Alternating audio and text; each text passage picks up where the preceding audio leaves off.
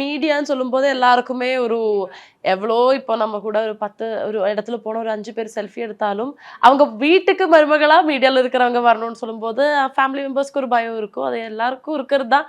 அது எனக்கு இந்த சென்னைக்கு வந்த உடனே வீடு பார்க்கறதுலேருந்து அது தெரிஞ்சிருச்சு.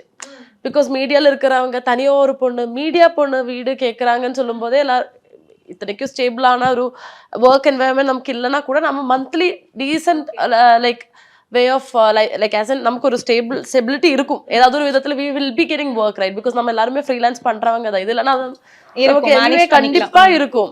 பட் லைக் ஹவுஸ் ஓனர்ஸ்க்கு எப்படி இருக்கும்னா மீடியா ஒரு ரெகுலர் இன்கம் இருக்குமா, வீடு கொடுத்தா ஒழுங்கா வச்சுப்பியா, யார் யாரோ வருவீங்களா, ரெண்ட் கரெக்டாக கட்டுவீங்களா, அப்படி ஒரு பயம் அவங்களுக்கே இருக்கும்.